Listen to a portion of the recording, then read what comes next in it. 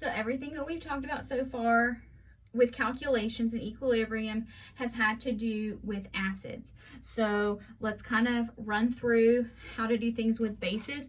It's going to be remarkably similar, but we're still going to do some examples to highlight a difference.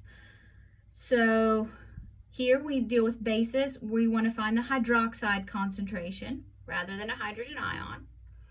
A lot of times you still want to find the pH.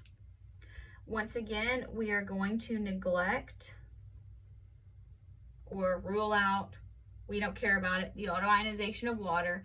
Same thing if it's a super weak base, so times 10 to the negative fifth or less, then you might actually use it. Now, remember, our strong bases completely ionize, and our weak bases partially ionize. So just like acids. So let's work through a couple of these. We want to determine our hydroxide ion concentration, and we also want to determine the pH. So here we have 0.225 molar potassium hydroxide. What do you know about potassium hydroxide? I hope you said, Dr. B, that's a strong base. I would say, yes, that's correct. It is a strong base. Okay, so we know our hydroxide ion concentration, so here we're just going to say that this is strong, is the same as 0.225 as our original compound. So now, once again, there are two options for how to do this. What I'm going to do is I'm going to do the POH and then use the subtraction method to find pH. And then some of you will prefer to use the autoionization of water method, and that's fine. So I'm going to take the negative log 0.225, negative log 0.225. POH equals 0.648. Is POH, so that means that pH equals 14 minus 0.648. So 14 minus that. So that is 13.35. Now, for those of you that prefer the autoionization of water method, that's fine. H plus OH minus equals 1 times 10 to the negative 14. So if you like KW, that's great. No problem. H plus 0.225, 1 times 10 to the negative 14. So 1 times 10 to the negative 14. Let's divide by 0.225. All right, so you get 4.44. 4.44 times 10 to the negative 14th. So then you want to take your negative log, and you get 13.35. So you get the same way. Pick the method that works best for you. Okay. Now here, strontium hydroxide. This is also a strong base. I hope you remembered that. But now here's what you have to remember now. Yes, this is a strong base, so it's going to completely ionize, but it's going to ionize all at once. So when it dissociates, it's going to dissociate to SR plus 2 and 2 OH minus. So that means that you're going to have twice the concentration of hydroxide. So your concentration of hydroxide equals 2 times your starting concentration. Remember, we did things that were similar to this in first semester.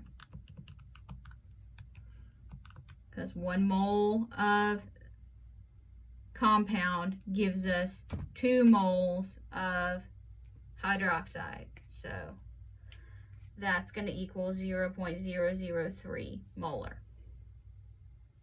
So I'm going to say POH, so I'm going to take the negative log of that, 2.52. So that means that pH equals 14 minus that, so 11.48. You can also use the auto-ionization of water method, not a problem. Okay, now let's do one where we have a weak base. So here we have a weak base and we have ammonia. So now bases, you're not going to get a dissociation, so your equation is going to look a little bit different, so you might want to include water for it to make sense, because water doesn't appear, here.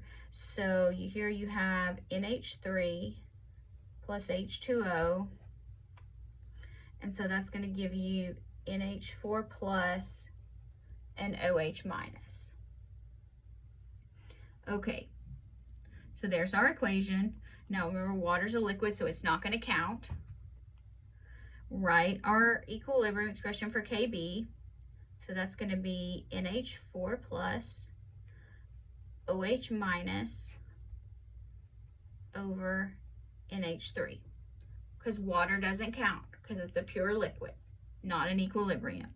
Make the ice table. Starting concentration, 0.1, doesn't matter, 0 and 0. This is going to dissociate. These are going to appear.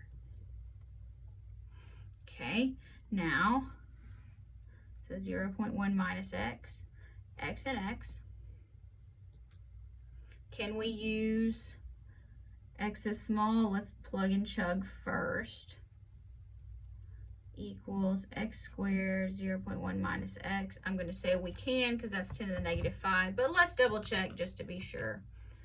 1.76, 10 to the negative 5. Yes, that is greater than 100. So m over k is greater than 100. So x is small.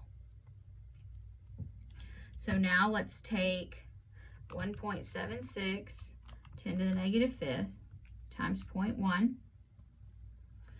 And then now, oh goodness, that's not what I wanted to do.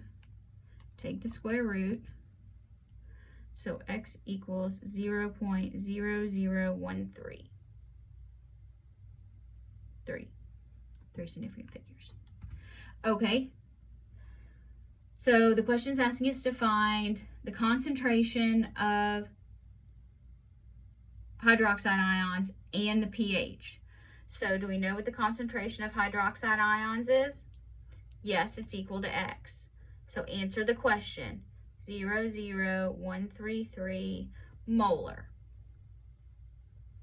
So now I'm going to use the subtraction method. You can also use the KW method. So I'm going to say that means POH is the negative log of that. And so 2.88. So pH equals 14 minus that answer, 11.12. So those are the two answers to the question.